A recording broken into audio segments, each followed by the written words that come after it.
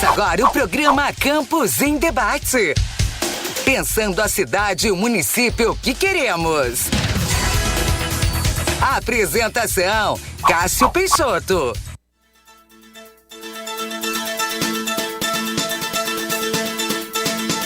Muito bem. Forte abraço para todo mundo aí. Estamos de volta com o Campos em Debate. Hoje, mais uma vez, né, apresentação minha e do meu amigo Wanderson, que está lá na outra ponta agora, na lateral, né, direita, né? Na minha lateral direita. Tudo bem, Wanderson? Tudo bem, companheiro Cássio Peixoto. Hoje a gente tem convidados aqui especiais. Aqui. Isso, mais do que especiais. O amigo ali da técnica, companheiro o Eric. Né, boa tarde, principalmente o público ouvinte, né, que é a razão de ser do programa. O programa é para vocês e por vocês. E boa tarde, companheiro professor Sandro Fabiano, companheiro nosso também de quase colega de profissão, né? O professor Sandro é professor de geografia, o Wanderson é geógrafo, né? E boa tarde, o professor Cine Bueno. Não, pode fazer suas considerações, suas apresentações, por favor, Cine. Bom dia a todos, é sempre um prazer estar novamente aqui, né, na Rádio Aurora, né, como convidado, para discorrer sobre um tema tão importante, né, quanto a educação, em função de tudo que nós estamos passando, estamos vivenciando, né, todas as transformações que passa a sociedade, né, com certeza o debate da educação não poderia estar de fora desse momento. Né, e né, são 25 anos, né, nessa área de educação, né, desde cursinho preparatório para vestibular, ensino médio, ensino fundamental. E estamos aqui para somar, né, com essas informações. É um prazer estar aqui. Pois é, então, e um outro reforço aqui para falar sobre educação, professor Sandro Fabiano, tudo bem, professor? Tudo bom, Cássio. Primeiramente, dar uma boa tarde aí aos companheiros de debate, uma boa tarde aos ouvintes também, e dizer que é um grande prazer estar aqui participando dessa bancada, né, tão qualificada, e para discutir um tema que não é isolado, né? Quando a gente fala de educação, a gente acaba agregando outras áreas. Então é importante a gente discutir o que vem acontecendo, tanto a nível nacional, estadual e principalmente municipal, no que se refere aos problemas da educação, né, no dia a dia. Pois é, eu não me canso de falar, que a gente está sempre...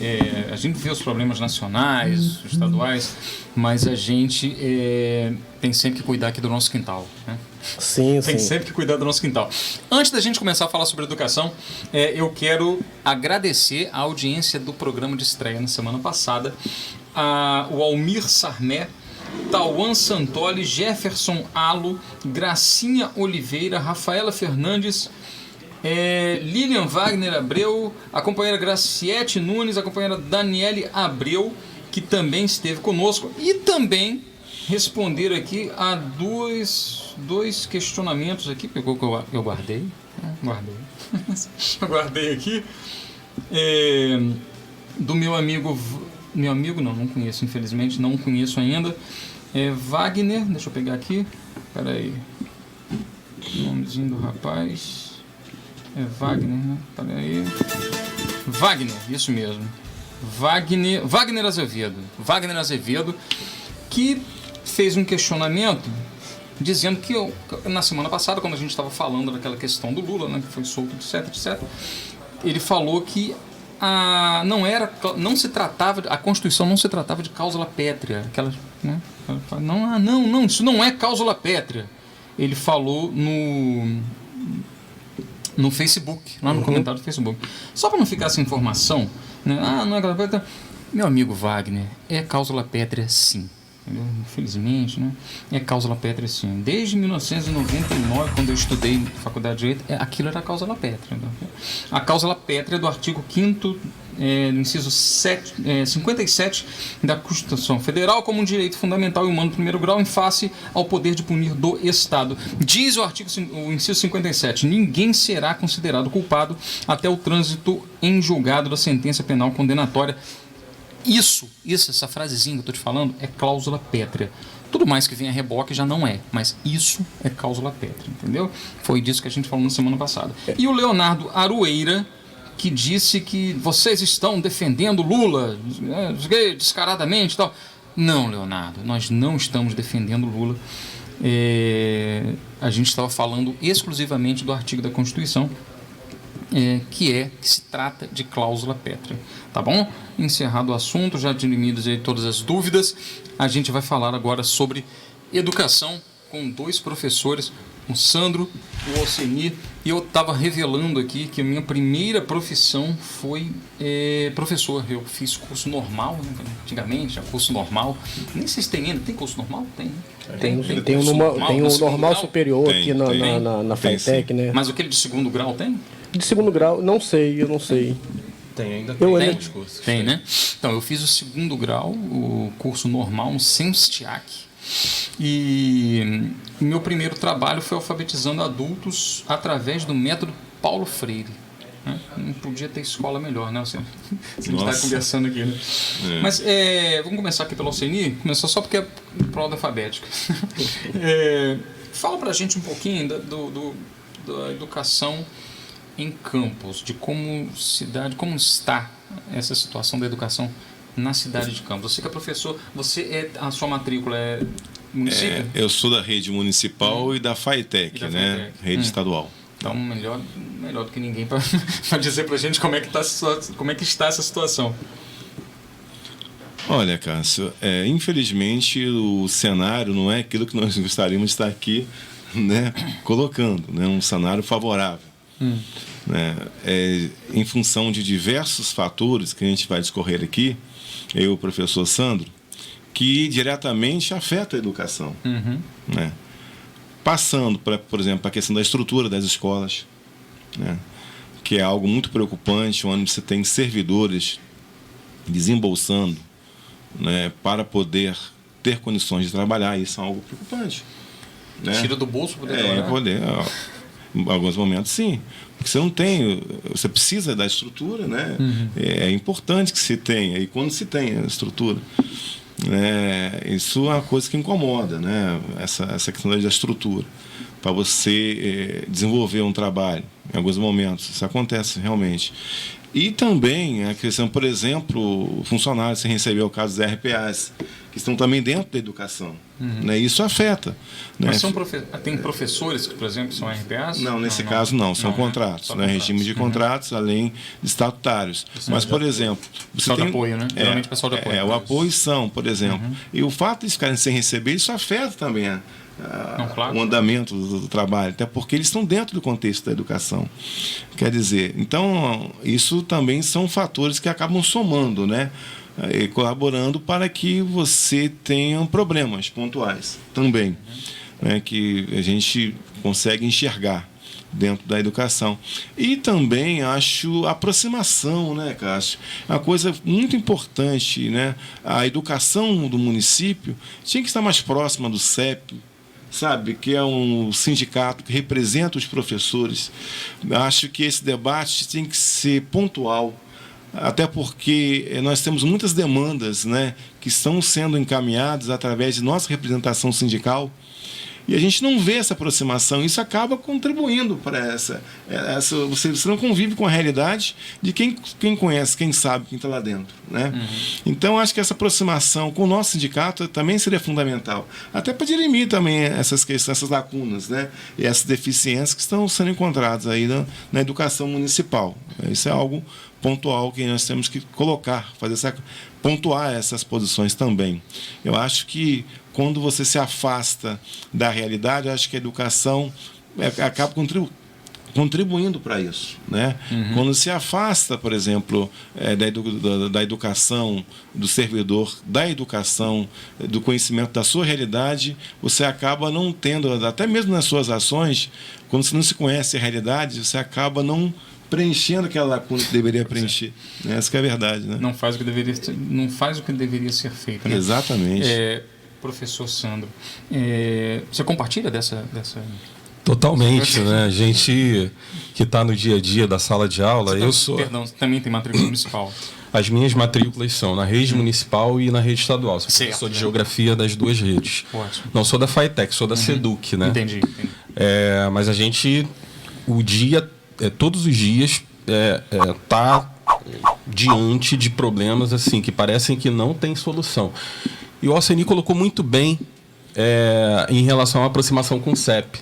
Eu sou diretor do CEP também pelo 2º mandato e a gente está sempre provocando, né, o colegiado. Lá nós somos um colegiado de 13 diretores e nós estamos sempre provocando o poder público municipal, no caso aqui de Campos, no sentido de estreitar o diálogo. Mas o que vem acontecendo? O que vem acontecendo é o seguinte: a prefeitura não se recusa a dialogar, só que o diálogo é inócuo, ele não avança, né? Então, esse discurso já está batido. São 3 anos, Cássio, em que a prefeitura vem com um discurso de terra arrasada, colocando a culpa na gestão anterior, que a gente sabe que foi ruim também. Só mas já que teria dado tempo para consertar alguma coisa, né? É bom que se diga, e é bom que fique bem claro, que a base da educação, não só a base da educação, mas a sociedade campista, elegeu o atual prefeito justamente por conta de reprovar o modelo anterior, né? E aí se apostou no slogan do diferente, né? Então precisamos fazer algo diferente. E tinha também um slogan que ele usava muito, era dinheiro tem, falta gestão. Exatamente, quer dizer... então é de se estranhar. Há um nível de insatisfação na categoria da educação que, assim, salta aos olhos. E o Alceni também colocou algo que eu acho fundamental, e a gente tem que colocar isso aqui na mesa de discussão, que é essa questão dos RPAs. Na unidade que eu sou lotado, por exemplo, lá em Conselheiro Josino, nas últimas 2 semanas saíram 5 RPAs da área de apoio. E isso acaba comprometendo o funcionamento da escola, né? Acaba comprometendo e, inclusive, deixa a escola vulnerável para casos de violência, né? A gente sabe que uma portaria é importante, né? A menina que trabalhava na portaria saiu, mas ela estava vivendo, e aí a gente tem que se colocar no lugar do outro, é uma questão de empatia. Ela estava trabalhando com 3 meses e meio sem salário. Isso é condição análoga à escravidão. Se não for, quero saber o que é, então, escravidão. Porque a pessoa trabalhar e ficar quase 4 meses sem receber, isso não existe, né? E isso era muito criticado pelo atual prefeito, pela atual questão, em relação à gestão anterior, que também atrasava. Mas esse atrasa até mais, né? Os problemas... Alceni colocou funcionários, professores, tirando do próprio bolso para...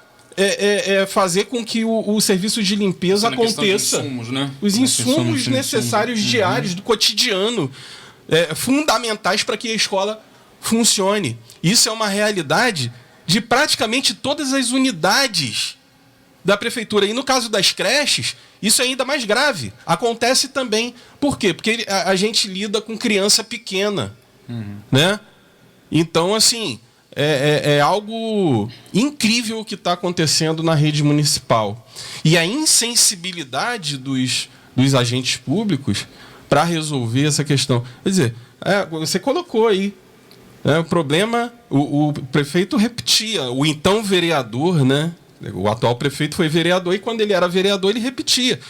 Olha só, dinheiro tem, o que falta é gestão. Quer dizer... E eu bato sempre nessa tecla de que ele era vereador, porque quando você, eu vou me candidatar a prefeito no ano que vem, você, a princípio, você já começa a fazer um planejamento, né? Então você já começa a apanhar os seus pares, olha, eu quero me candidatar, tenho chances, vamos lá, vamos começar a planejar aqui. Então, a gente chegou aqui e encontrou isso. Mentira, você já sabia o que estava lá. O que tinha, como a coisa estava, você já sabia. Enganado, não. Aí, ninguém entrou enganado. Disse, não, aí quando chegou lá assim, nossa, vocês não imaginam como está isso aqui. Todo mundo sabia. Ele já sabia. Então ele teve o período lá em que ele se planejou para se candidatar, o período que ele foi vereador, o período em que ele ganhou. Vamos dar aí um ano para ele aí de lambuja. Um ano para você se planejar aí, para você resolver a sua vida aí. Agora, 3 anos depois, ele continuar com o mesmo discurso, eu acho complicado. Mas, Wanderson, você não acha, a gente já conversou sobre isso em off, que essa coisa de não se aproximar dos sindicatos, não está no DNA desse governo, não está no DNA desses caras.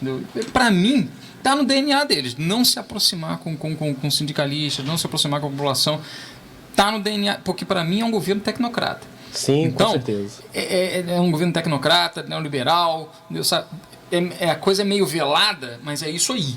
Então, não se aproximam, não é? Sei lá, eu acho isso. O que acontece? Só destacando antes uma fala que tanto o Alceni como o professor Sandro colocaram aqui muito bem, que é a questão, e isso aí é bom destacar, porque isso não passa para a sociedade, né? E tem algumas coisas que são fundamentais de colocar. Por quê? O servidor, de forma geral, existe uma propaganda na mídia como um todo, né? Sobretudo na grande mídia, né? E em campos, né? Não é diferente, de que toda a culpa dos problemas do serviço público é do servidor, né? E aí, isso é colocado de forma proposital até para justificar partir para cima do servidor, desmontar o serviço público, porque, a bem da verdade, o servidor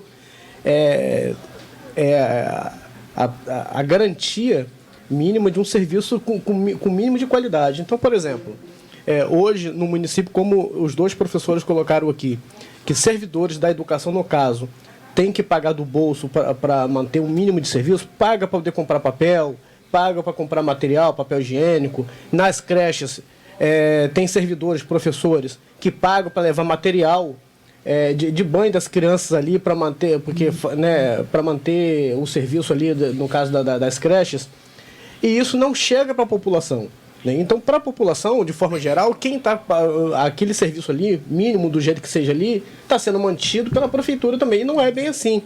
E aí se veicula uma ideia de que a educação está uma maravilha. A gente vê nas mídias aí que dá a impressão que Campos está uma maravilha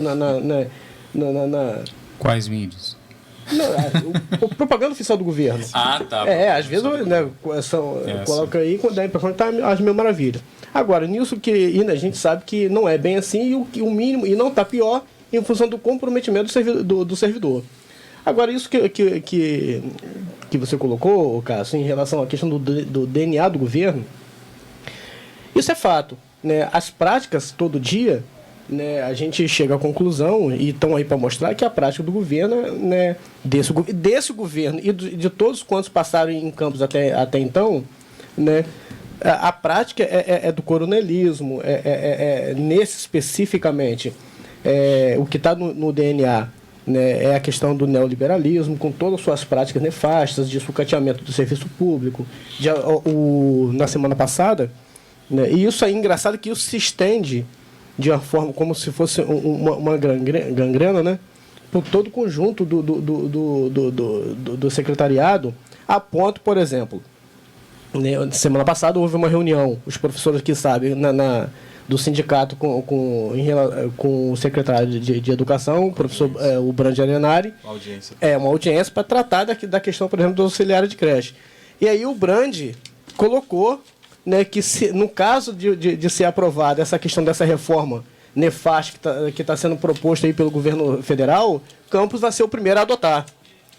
E vende essa ideia para a sociedade Só pontuar qual é a reforma, para o pessoal saber direitinho do que está se tratando. Essa reforma... É a reforma administrativa, né?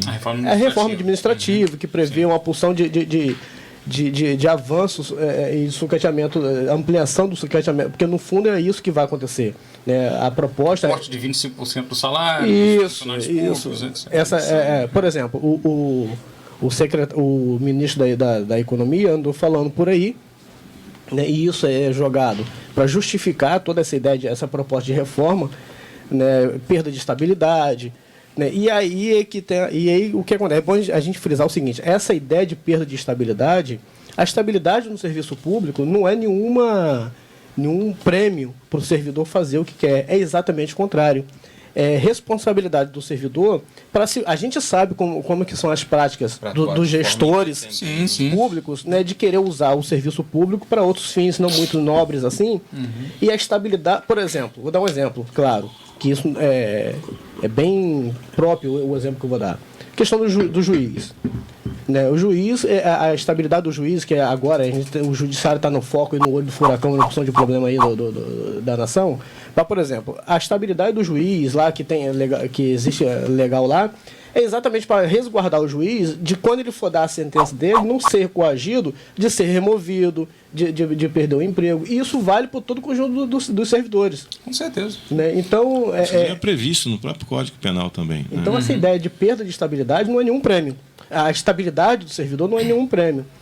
E quando o secretário aqui, que representa o governo, diz que no caso dessa reforma, que é vendido como um benefício, mas que na realidade a intenção é sucatear o serviço público ainda mais, e que no caso dessa reforma benéfica, né, e ser aprovado no governo federal, que Campos vai ser o primeiro a aderir, isso mostra muito claramente, né, corrobora isso com isso que você colocou aqui agora, Cássio, de que esse governo, especificamente o governo Rafael Diniz, é um governo que tem no seu DNA toda a prática nefasta, né, e do neoliberal, e com todas as suas mazelas. Você vê tudo, e você vê esse dedo, né, esse dedo podre do neoliberalismo em tudo que o governo faz. Em tudo que o governo faz.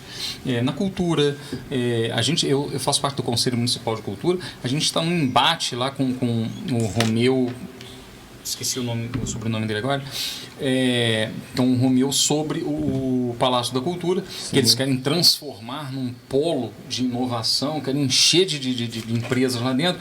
Então a gente está nesse embate com o governo Rafael Diniz em vários pontos, porque em vários pontos ele tem o dedinho dele lá. A impressão que dá, eu acho que não é nem impressão, de que ele está pagando a conta de quem o elegeu, os empresários. Então o compromisso é muito com os empresários, é muito com as empresas, mas zero com o trabalhador. Muito pouco compromisso com o trabalhador. Com o trabalhador e com a sociedade de forma mais ampla, né? Pois é. Eu estou vendo aqui, a última notícia que eu achei aqui sobre o IDEB, o Índice de Desenvolvimento de Educação Básica, de que Campos caiu 31 posições e é o 79º em um ranking do IDEB no estado do Rio. 79º. De 92 municípios, né? 92 municípios. 92 municípios. Campos, lembrar para você, esse Campos não é só o maior município do interior do estado do Rio. Ele é o maior município em extensão territorial do estado todo, do estado do Rio inteiro. O maior município em extensão territorial é Campos. Campos só não é maior em colégio eleitoral, não é maior, população não é maior. Agora, em extensão territorial, é o maior município do estado do Rio. E olha que perdeu Itaú e Cardoso Moreira, né? Pois é. Então, imagina como era antes. Né? Agora, 31 posições, caiu 31 posições, a notícia que eu tenho aqui da Folha da Manhã, de setembro de 2018, tem um ano. Foi a mais nova que eu encontrei. Em 2017, né, ele estava um pouquinho, estava acima, né? Perdeu 31 posições. Por quê? Por que não? Na verdade a gente já sabe por quê, né? Os motivos a gente está elencando aqui. Conjunto de fatores. Pois sim. Eu vejo muito, Cássio, nessa questão, como eu falei, né? Acho que o governo em si, o governo fala educação, que seria o seu polo que representa, né, esse tema, né? Ele tem que percorrer mais as escolas. Né? É necessário estar nos distritos, conhecer a realidade social, cultural do nosso interior. Né? Porque esse choque de realidade que se encontra no município, ele é preponderante, ele contribui sim para esses índices tão ruins. Né? E quando você não se prepara, quando você não consegue dialogar em função dessa distância, né? fica difícil até você propor, né? Até mesmo a nível de projetos educacionais, até porque cada unidade, cada região tem a sua realidade social, cultural, e são contextos relevantes que não podem ficar de fora, né, de um projeto político-pedagógico, entendeu? Isso a gente estava falando do Paulo Freire agora há pouco aqui, né? Sim, até o gancho. Que é exatamente isso aí. Né? Eu anotei, inclusive, sobre essa questão, né? Eu acho um absurdo, né? Você hoje está essa campanha por parte, né, dos neoliberais, né, da gestão atual da União, em demonizar o Paulo Freire. Sem saber nem quem é. Sim, Sabe nem do que é uma se trata. figura tão relevante, deu uma contribuição tão grande à educação desse país, é o nosso patrono, né, quer queira, né, ou não, os neoliberais, é o nosso patrono, porque a contribuição dele foi muito importante, exatamente porque, para você construir um plano de político pedagógico, você tem que levar em conta, né, como temas relevantes, os contextos sociais e culturais de cada localidade, de cada região. A realidade de cada aluno. Exatamente, você não pode construir um plano pedagógico de forma fria, no ar-condicionado das secretarias, de forma nenhuma, porque você não vai avançar jamais esses índices, entendeu? Vocês não vão avançar, né? É você construir né, a educação que liberta, já dizia Paulo Freire. A educação libertadora. Isso é importante, isso é fundamental, gente. E nós retroagimos nesse contexto, nesse sentido, né? Você ia falar que era um conjunto de fatores que levam a esses números. O fracasso do IDEB. Na verdade, não que o IDEB, né, às vezes você tem uma posição um pouco melhor no IDEB, mas esconde algumas outras coisas, né? Mas aponta, né, que algumas coisas funcionam ou estão deixando de funcionar. No caso aqui da educação de campus, eu acho que o que contribuiu muito para que nós perdêssemos posições foi essa questão da ampliação das terceirizações, né, que a gente batia muito. O CEP, por exemplo, ele tem uma pauta histórica.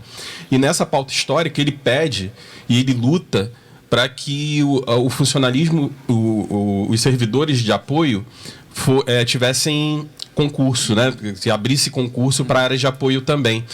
E isso, em momento algum, foi cogitado pelo governo municipal. E aí, isso acaba contribuindo também para que as escolas não funcionem do jeito que tenham que funcionar. Eu queria falar sobre o CEMEI. Não sei se vocês já ouviram falar do CEMEI. Já ouvi falar. Me pareceu, a princípio, uma ideia interessante. Mas o que acontece? Aí vocês estavam falando dos métodos neoliberais, me lembrei do CEMEI. No governo do Estado, há coisa de 5 anos atrás, foram feitos ensaios de escolas modelo, né? E que é, na verdade, a proposta do CEMEI. A proposta do CEMEI é a de escola modelo, que o governo passado também tinha, a proposta da construção de escolas modelo. O grande problema das escolas modelo, na minha opinião, é que você deixa um restante da rede desamparada. Quer dizer, você coloca o foco, né, naquela escola que é a escola dita modelo e o restante para servir de propaganda para o governo, e ao mesmo tempo você deixa toda uma rede que é extensa desamparada, né?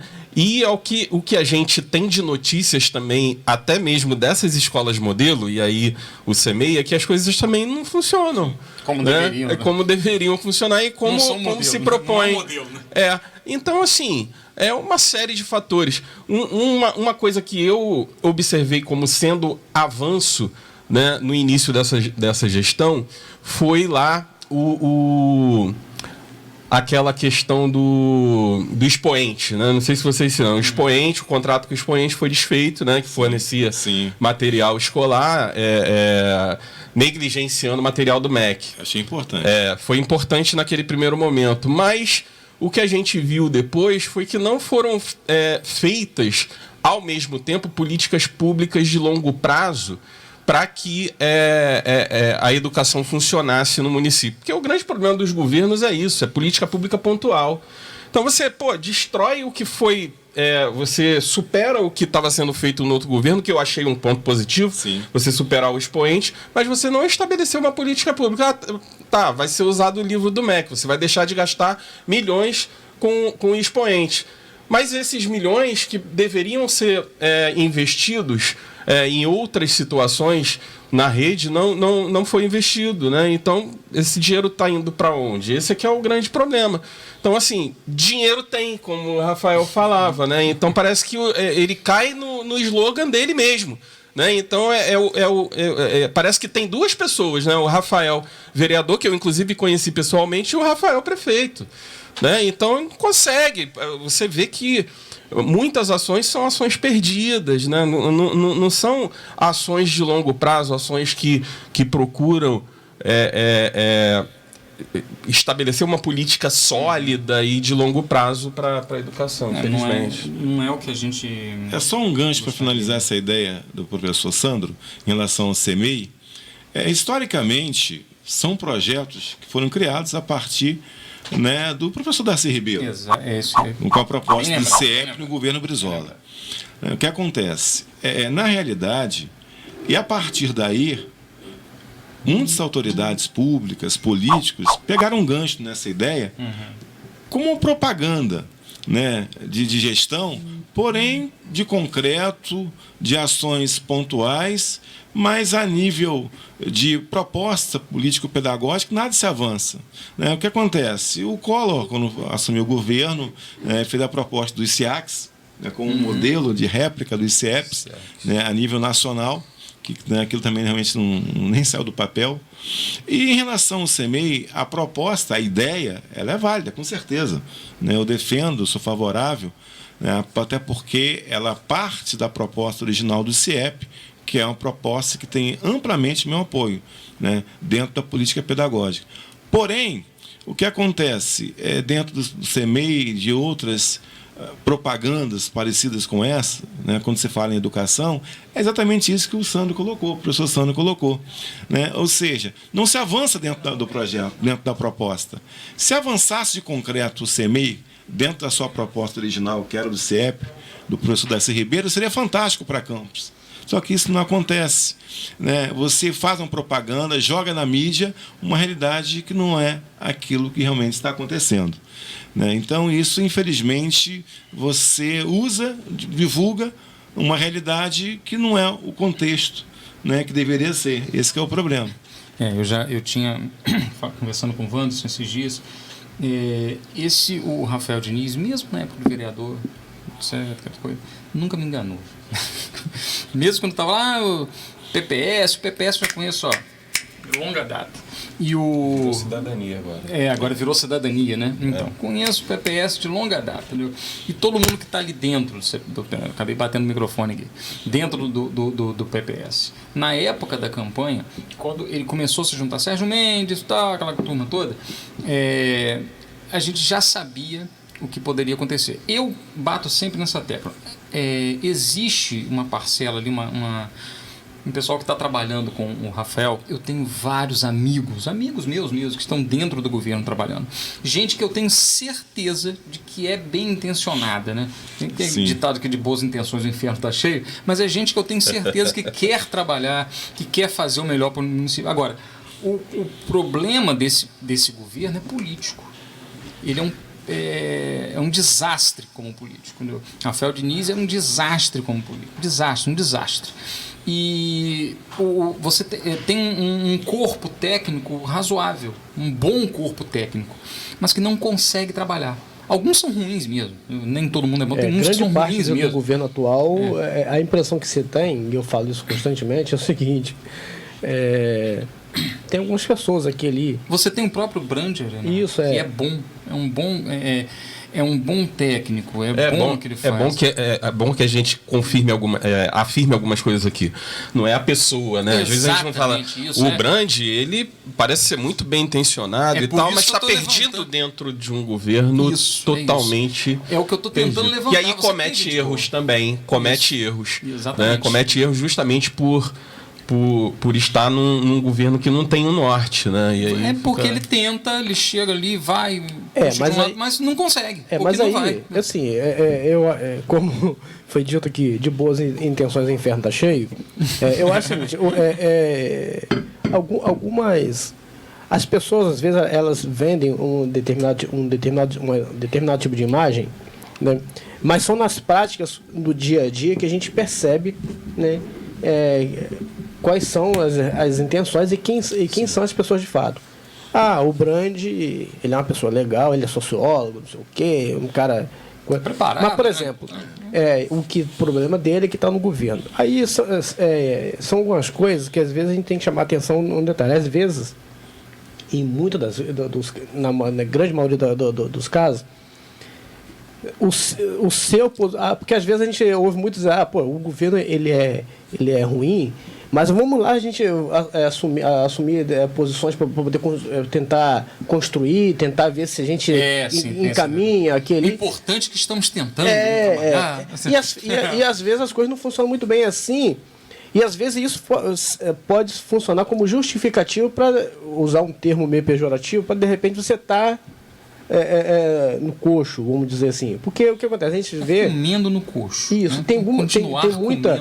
Tem muita... Salário é bom, pessoas, é difícil, né? Pessoas e grupos políticos especificamente, que sai governo, entra governo e está ali compondo, né? Aí, por exemplo, o Brandi. O Brandi é um cara fenomenal.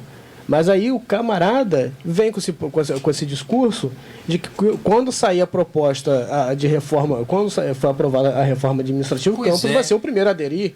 Aí você não sabe se foi ele que disse... Não, exatamente. Ou se alguém chegou e falou assim, que eu acho... avisa, isso vai acontecer. Sim, mas enquanto secretário de Educação, ele é uma figura institucional, ele é governo. Sim, exatamente, ele representa o governo. Sim. Agora, eu tenho a impressão, eu participei de algumas rodadas ali de audiência com o secretário, e a impressão que se dá é que algumas coisas nem ele acredita no que está falando. Por exemplo, na última audiência com os auxiliares de turma, teve uma coisa assim, que nós enquanto professores, sindicato, a gente repudia, porque chegou até a mim que dessa específica dos auxiliares de turma não estava presente, mas parece que houve uma fala assim dele, que não acredita em assembleísmo, né?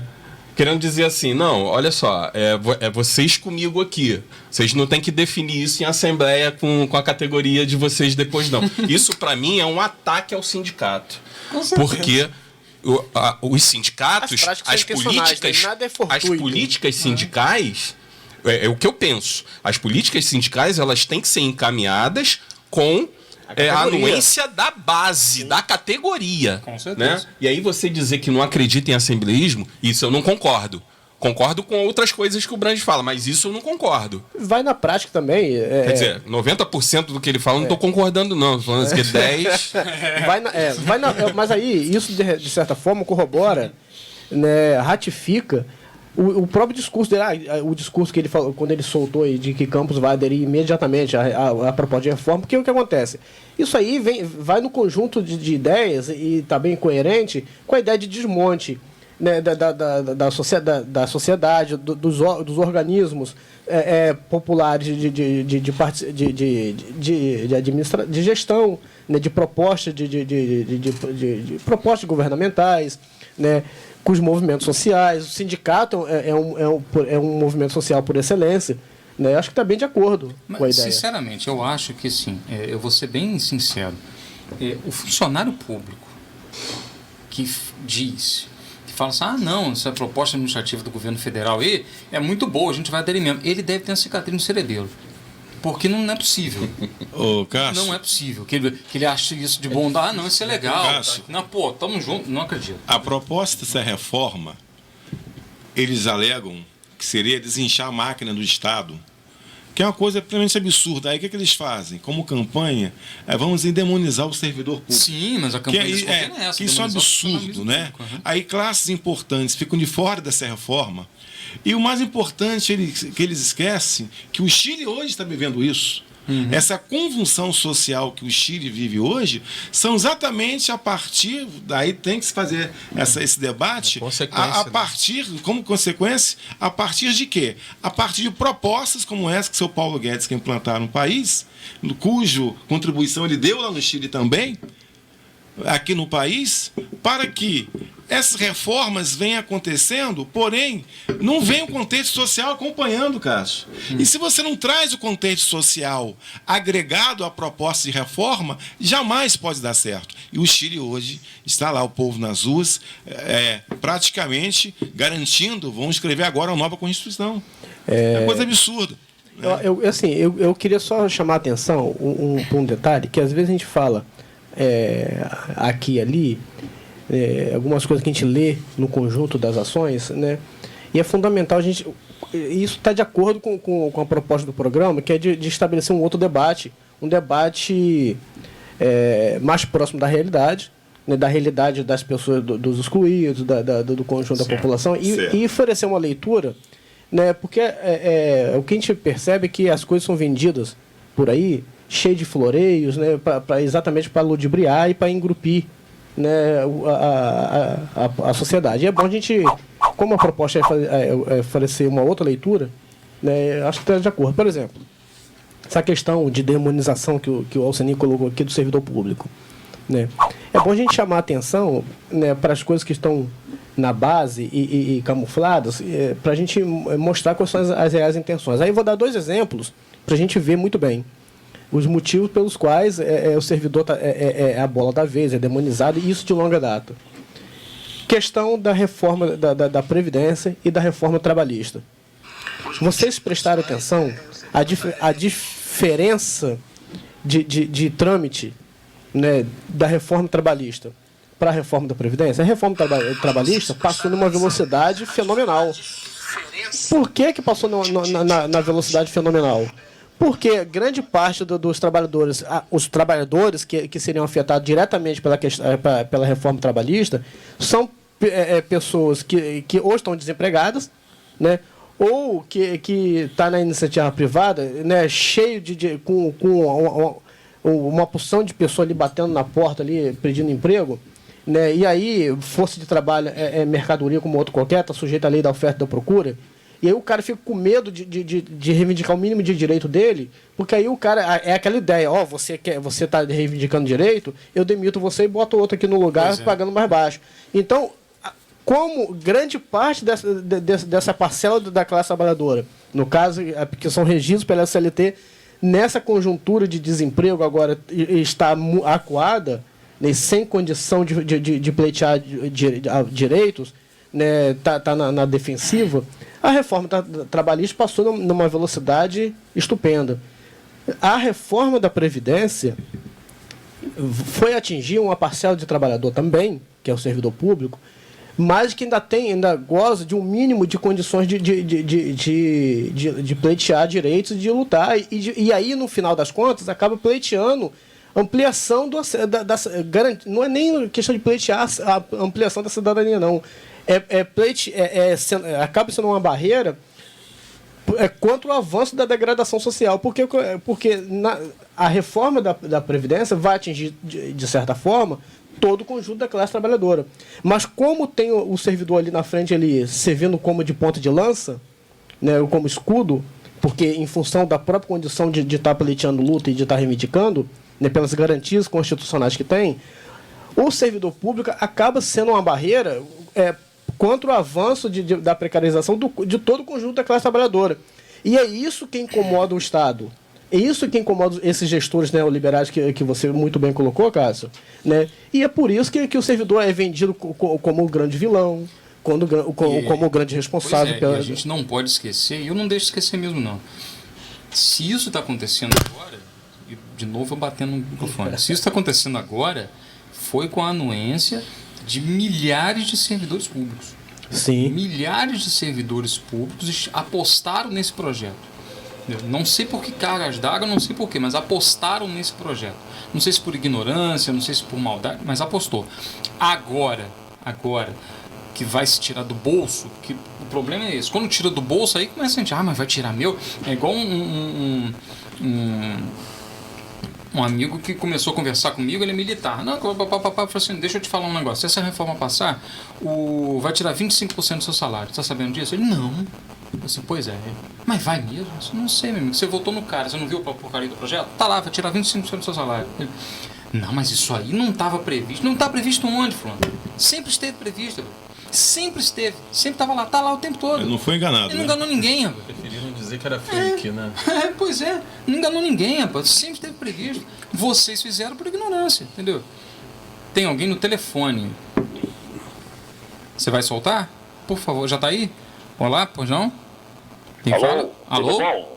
Alô? Oi, pois Alô, não? quem fala é o professor Roberto, professor de História. Olá, professor, tudo Entendeu? bem? Tudo bom. Eu queria fazer só um comentário aí que foi falado, né? Pois não. Principalmente aí pelos amigos aí, Alcenir Bueno, Sim, né? sim. E Fica à o vontade. professor Sandro Fabiano, entre outros, em relação ao quê? Ele tocou em relação ao concurso público. Eu não entendo campos, esse judiciário ou Ministério Público, o Alcenir pode me explicar melhor. Por exemplo, você pega a prefeitura de Araruama, Saquarema, Rio das Ostras. A justiça obrigou a fazer concurso em março. Em Campos isso não funciona. Por quê? Né? Por quê? Porque se você ficar contratando o RPA, precarização do serviço público em geral, porque Campos não adota isso há anos. Não abre um concurso para todas as áreas há anos. E porque os outros municípios vizinhos, não tão vizinhos assim, da região do Lago, abrem concurso em massa, em geral, por ordem do Ministério Público e da Justiça. Eu não entendo, entendeu? Eu queria aí, se vocês entendessem, falassem, porque os próprios alunos que querem estudar, querem fazer concurso público, eles ficam falando que Campos não abre concurso, Araruama abre, Talva abre, entre outros. Eu sei que tem a ver com a educação e foi tocado nesse tocante. Queria que vocês, né, se soubessem, explicassem. Porque tem alunos ouvindo o programa e eles ficam me questionando em geral. Porque o Ministério Público de Campos não funciona. E das outras regiões funciona. Então essa seria a pergunta para os meus amigos. Eu parei o carro só para fazer essa pergunta, eu estava ouvindo aqui no celular. Obrigado pela Obrigado, Roberto. Vocês vão fazer para dar essa moral, essa rádio aí, que faz umas coisas bem interessantes. Há muito tempo o Campos não tem uma rádio. O perfil da antiga Rádio Globo, da Rádio Tupi, em geral, faz esses debates políticos maravilhosos aí. Muito obrigado. Grande Roberto. Obrigado, professor. Obrigado, Eu professor. sou do Rio, trabalho em Campos, estou sempre ouvindo as programações de vocês. Essa é a proposta do programa, né? Ter um sinal na rádio, entendeu? Quem é amante da rádio, igual eu sou, tá faltando isso.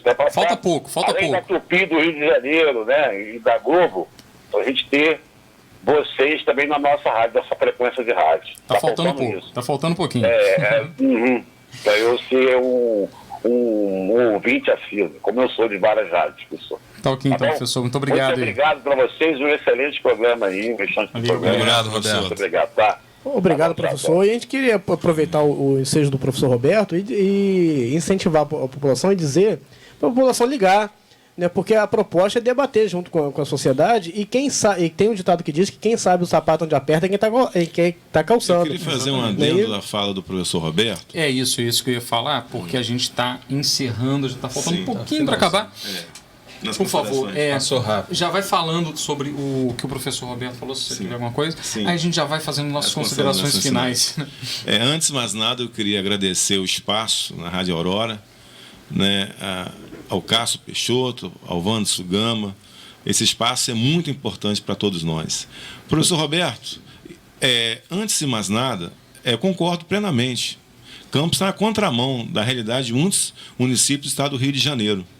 Quando você coloca dentro da rede muitos contratos, em números alarmantes, chegando até a superar mesmo o quadro efetivo, é uma proposta que o governo está, uma tendência que esse governo está acompanhando, o que acontece é a precarização do ensino. Né? Quando você coloca contrato, aí quebra a carga horária dos caras, os caras têm contrato em 2, 3 escolas. Coisa absurdo, coitado desse profissional. Né? Então, a proposta pedagógica é essa mesmo, de política pedagógica é essa mesmo. Concurso público, quadro efetivo, criação de vínculo do professor com a unidade. Essa é uma proposta primordial e efetiva, que com certeza tem uma relevância muito grande na mudança desses índices do INDEB que a gente está vendo aí. Uma coisa que me preocupa também, a relação ao Ministério Público, né, respondendo a pergunta do professor Roberto, É uma indagação que eu faço também, porque aqui, né, já está na contramão, já que existe uma exigência nos outros municípios, é que isso não acontece. É uma pergunta que fica no ar que eu também gostaria, né, que as autoridades judiciárias respondessem. Não vamos. E em relação ao Fundeb, é uma preocupação que eu tenho, porque 31 de dezembro de 2020 acaba, né, o repasse do Fundeb aos municípios, né, por lei, e isso vai causar um impacto muito grande aos municípios de todo o país, né? E qual é a proposta do governo federal em relação a esse projeto? Vai ter uma proposta que vai substituir o Fundeb? Esse debate tem que começar a ser feito, porque se você acaba o Fundeb, o repasse da União aos municípios, né, isso vai realmente causar um efeito devastador na rede municipal do país todo, né? E qual a proposta do governo? Qual é o contraponto a isso, né?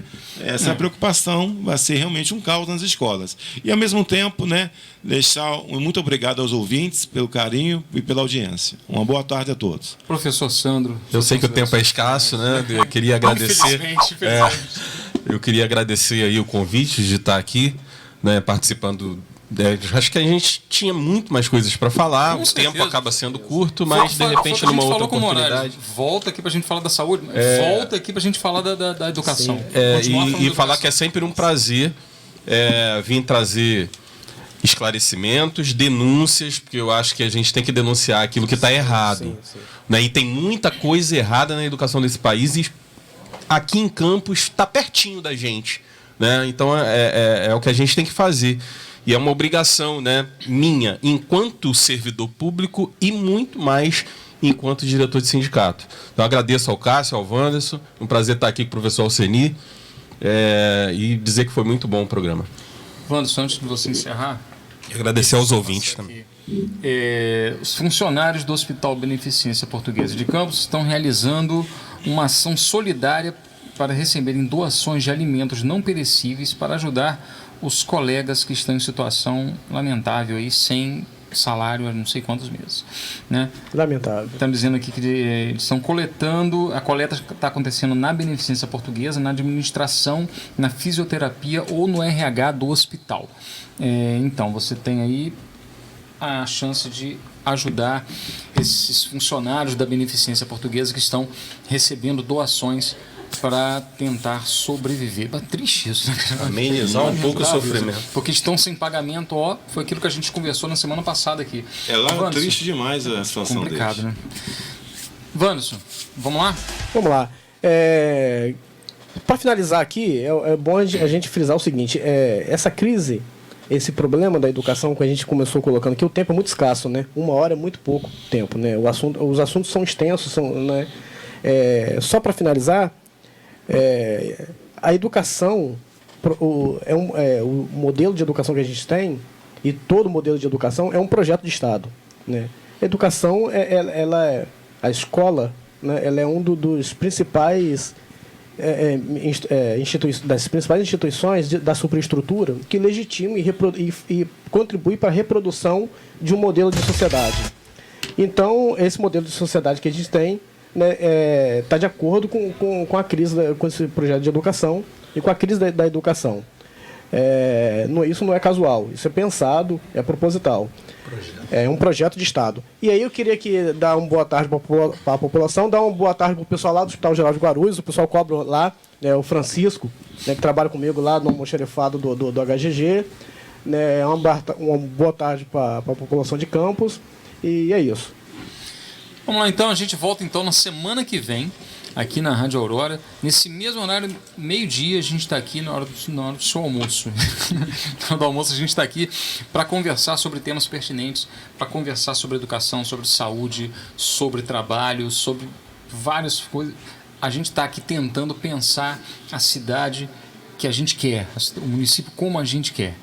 Forte abraço para todo mundo, semana que vem a gente está aí. Você acabou de ouvir o programa Campos em Debate. 1 e 1.